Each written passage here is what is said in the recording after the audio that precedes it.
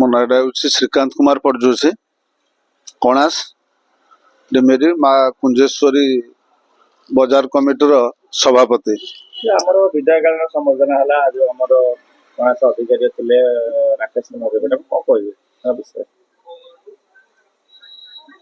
ରାକେଶ କୁମାର ତ୍ରିପାଠୀ ଆମର IIC କଣାସ, ତାଙ୍କର ଆଜି ବିଦାୟକାଳୀନ ସମ୍ବର୍ଦ୍ଧନା ଉତ୍ସବରେ ଆମର ମଞ୍ଚାସୀନ ବରିଷ୍ଠ ପୋଲିସ ଅଧିକାରୀ, ଆମର ପୂର୍ବତନ ତହସିଲଦାର ସତ୍ୟବାଦୀର ତହସିଲଦାର ଶ୍ରୀଯୁକ୍ତ ସନ୍ତୋଷ କୁମାର ପାଣିଗ୍ରାହୀ ମହୋଦୟ ଏବଂ କଣାସର ତହସିଲଦାର ହିମାଂଶୁ ଶେଖର ଗିରି, ଆମର ଗଡ଼ିଶାଗଦା IIC ମହାପାତ୍ର ବାବୁ, ସାକ୍ଷୀଗୋପାଳର IIC ଏବଂ ଯାହାଙ୍କ ନେଇ ଆଜି ବିଦାୟକାଳୀନ ଉତ୍ସବ ପାଳନ କରାହେଉଛି ରାକେଶ ତ୍ରିପାଠୀ ମହୋଦୟ, ଉପସ୍ଥିତ ସାମ୍ବାଦିକ ଏବଂ ହାଡ଼ୁ ଭାଇନା, ଯିଏକି ଆମର ସଭା ବିଭିନ୍ନ ନ୍ୟାୟ ହିସାବରେ ନ୍ୟାୟ ତୁଟେଇବା ଅତୁଟ ନ୍ୟାୟକୁ ତୁଟାନ୍ତି। ଆଜି ହେଉଛି ରାକେଶ ତ୍ରିପାଠୀଙ୍କର ବିଦାୟକାଳୀନ ସମ୍ବର୍ଦ୍ଧନା ଉତ୍ସବ। ସେ ମହୋଦୟ ଏଠି ଯେତେବେଳେ ଜଏନ୍ କଲେ, ଜଏନିଂ ଅଛି ତ ଆପଏଣ୍ଟମେଣ୍ଟ ଅଛି ତ ରିଟାୟାରମେଣ୍ଟ ଅଛି, ଜଏନିଂ ଅଛି ତ ଟ୍ରାନ୍ସଫର ଅଛି। ଆଜି ହେଉଛି ତାଙ୍କର ଟ୍ରାନ୍ସଫର ହେଇଯାଇଛି ଯାଜପୁରରୁ, କଣାସରୁ ଯାଜପୁର। ସେଥିନେଇ ସେ ଯେତେବେଳେ ଏଠି ଜଏନ୍ କରିଥିଲେ, ହୋମ ଦିନ ଆମେ ଯାଇଥିଲୁ ଦେଖା ହେବାକୁ।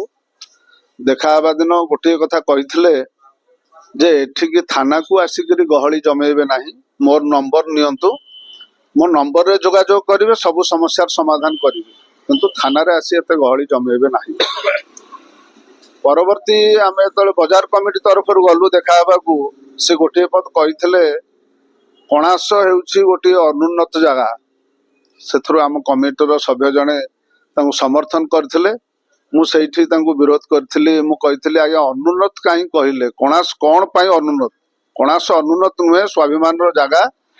କଣାସର ପ୍ରାଣନାଥ ପଟ୍ଟନାୟକ ଖୋର୍ଦ୍ଧା କଲେଜ କରିଛନ୍ତି, ଆଉ ଆମର PN କଲେଜ, ଆଉ ଜଙ୍କିଆଗଡ଼ ସାହିର KBDAV କଲେଜ ନିରାକାରପୁରରେ କରିଛନ୍ତି କ୍ଷେତ୍ରବାସୀ ରାଉତରାୟ। ଆମେ ବହୁତ ଉପରେ, ଆମର ରାସ୍ତାଘାଟର ସମସ୍ୟା ସେତେବେଳେ ଯାହା ଥିଲା ଏବେ ବହୁତ ପରିବର୍ତ୍ତନ। ଆମେ ପରିବର୍ତ୍ତନଶୀଳ, ଆମେ ସ୍ୱାଭିମାନୀ, ଆମେ ହେଉଛୁ ଖାଣ୍ଟି କଣାସିଆ। ପରବର୍ତ୍ତୀ ସମୟରେ ସେ ଗୋଟିଏ କଥା କହିଥିଲେ, ମୁଁ ବୁଟୁ ବାବୁ ଏବେ କଣାସିଆ ହେଇଗଲି। ମୁଁ କହିଲି ଭଲ ପଦକ୍ଷେପ ନେଉଛନ୍ତି ଆପଣ, ଆପଣ କଥାରେ ମୋହନ କରିଦେଉଛନ୍ତି, ଆପଣଙ୍କର ସେ ମୋହିବା ଶକ୍ତି ଅଛି କିନ୍ତୁ ଜଣେ କଥା କହିକିରି ସମସ୍ୟା ସମାଧାନ କରିବାର ଅଫିସର ଆଜି ଯାଉଛନ୍ତି। ଦୁଃଖଦ ପରିସ୍ଥିତି। ଆଉ ତାଙ୍କର ଜଗନ୍ନାଥ ପ୍ରଭୁ ଜଗନ୍ନାଥ ଠାକୁର ତାଙ୍କ ପରିବାର ସହିତ ତାଙ୍କର ଚାକିରି ଜୀବନରେ କେମିତି ସେ ଉପରକୁ ଉଠିକି ଯିବେ, ସେ ବିଷୟ ଧ୍ୟାନ ଦିଅନ୍ତୁ। ଜଗନ୍ନାଥଙ୍କ ପଦାରବିନ୍ଦରେ କୋଟି କୋଟି ପ୍ରଣାମ ଏବଂ ରାକେଶ ତ୍ରିପାଠୀଙ୍କର ଏଇଭଳିଆ ଡେଭଲପ ହେଉଥାଉ, ସେ କଥାରେ ସବୁ ସମସ୍ୟା ସମାଧାନ କରୁଥାନ୍ତୁ। ଜୟ ଜଗନ୍ନାଥ, ବନ୍ଦେ ଉତ୍କଳ ଜନନୀ।